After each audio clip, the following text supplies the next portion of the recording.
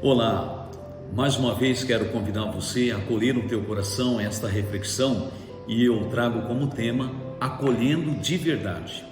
Depois você vai compreender o significado deste tema. Já convido você a deixar seu joinha, curtir este vídeo, compartilhar, se inscrever em nosso canal, fortalecendo assim esse nosso instrumento de evangelização. No livro do Atos dos Apóstolos, capítulo 2, a partir do versículo 32, nós encontramos justamente o relato do autor sagrado do testemunho dos primeiros cristãos na igreja nascente. Claro, eu estou falando de Atos 4 porque em Atos capítulo 2 narra justamente o derramamento do Espírito Santo sobre a igreja nascente na pessoa dos discípulos reunidos ali no cenáculo. Estou falando do dia de Pentecostes, onde nós comemoramos o nascimento da igreja sobre a condução, a unção, a direção do Espírito Santo. O texto sagrado, a partir do versículo do capítulo 4 de Atos dos Apóstolos, vai dizer para nós que os primeiros cristãos, a partir da abertura que deram ao Espírito Santo, tinham um só coração, ninguém julgava seu bem algum, colocava tudo em comum, tanto que não havia necessitado entre eles, diz a palavra de Deus. Esse é o resultado de quem abre o coração e acolhe o Espírito Santo na vida e se deixa conduzir por ele. Já está aqui o convite para cada um de nós, né? O Espírito Santo, a terceira pessoa da Santíssima Trindade, quer dentro de nós espaço para poder agir, para poder mover e trabalhar. E quando nós damos esse espaço, o resultado é extraordinário. Convido você a ler Atos dos Apóstolos todo, mas estou falando especificamente do capítulo 4, a partir do verso 32. Os cristãos se abriram, deixaram o Espírito Santo modelar o coração, transformar o interior, e isso era externizado com atitudes concretas de amor, solidariedade, fraternidade, tinham tudo em comum, não havia necessidade entre eles. Já pensou que maravilha? Acredito no projeto de Deus, e isso era para acontecer até hoje, né? Então nos fechamos um pouco com a ação do Espírito Santo. É isso que eu quero trazer a tua lembrança no exame de consciência nessa partilha. Então, aqueles que abriam a ação do Espírito Santo colocavam à disposição de Deus, e claro, a fraternidade era algo praticado todos os dias. Mas havia alguém ou alguns que, mesmo estando ali na igreja nascente, junto com a igreja nascente, não acolheram o Espírito Santo, pelo menos de verdade. Por isso o tema da reflexão, acolhendo de verdade. Eu estou falando, podia falar de outras pessoas, mas quero citar aqui um casal chamado Ananias e Safira. Esse casal, ao contrário de todos os cristãos da igreja nascente, que acolhendo o Espírito Santo, não julgavam o seu que tinham, mas colocavam em comum, esse casal agiu diferente. Esse casal não acolheu o Espírito Santo de verdade, acolheu somente de aparência. E nós corremos o risco, muitas vezes, na nossa vida de prática religiosa, fazer a mesma coisa, tá? Viver muito na aparência sem fazer uma profunda experiência da ação transformadora de Deus através do Espírito Santo em nossa vida.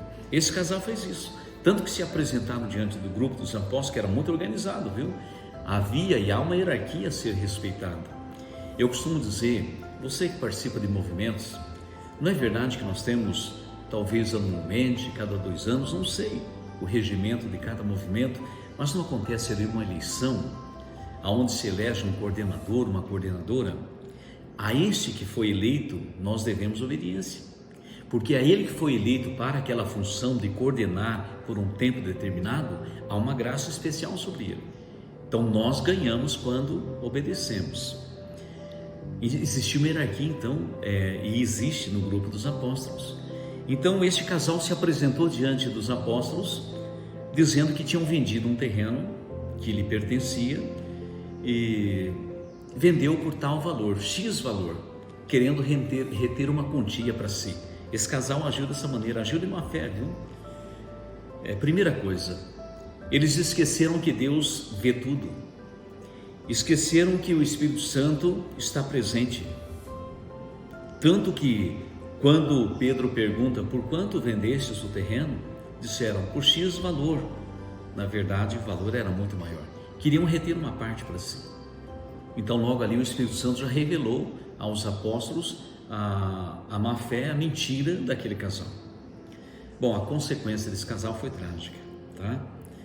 Não vou relatar aqui, mas perderam a vida por não confiar de que Deus está presente, que o Espírito Santo, ele revela as coisas. Mas o centro desta reflexão minha com você, eu quero estabelecer nesta linha, fazendo a experiência, acolhendo de verdade o Espírito Santo. Há pessoas que acham que podem dar voltas em Deus, né? Enganar Deus. Primeiro, de Deus não se zomba, diz a palavra. Deus não é um homem para que possa falhar na sua palavra. Nós vamos trazer isso para a nossa inteligência, para o nosso coração. Deus está presente em todos os lugares. Ele estava presente na igreja nascente, está presente hoje. Ele conduz a igreja. Através do Espírito Santo, ele vai conduzindo, ele vai revelando, ele vai orientando a gente. Esse casal não percebeu isso.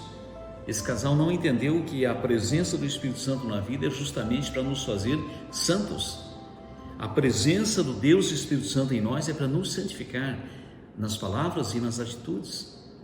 Então achavam que poderiam viver na comunidade que Deus fizera nascer com a força do seu Espírito Santo, agindo somente de aparência. Esse casal pensou assim.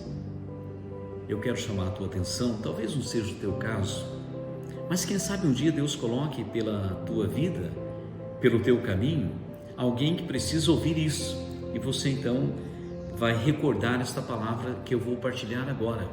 Talvez Deus coloque no teu caminho pessoas que vivam na aparência, em todos os sentidos. Casais que talvez a vida não esteja bem lá em casa, no seu relacionamento matrimonial, mas que vive uma aparência para todos. Cristão que vive uma crise de incredulidade na sua vida pessoal, mas que dá a impressão para a comunidade que está tudo bem. Então nós somos convidados a acolher de verdade o Espírito Santo, sem fingimento, sem máscara, sem falsidade. Acreditar que Ele é Deus presente em nós e que Ele conhece todas as coisas e que Ele revela todas as coisas. Por isso eu trouxe o exemplo deste casal que tentou ludibriar, tentou enganar os apóstolos. Primeiro era muito recente, já tinha acontecido Pentecostes, estava ainda no fogo de Pentecostes, e mesmo assim acharam que os apóstolos não estariam de posse deste dom da revelação do Espírito Santo. E estava.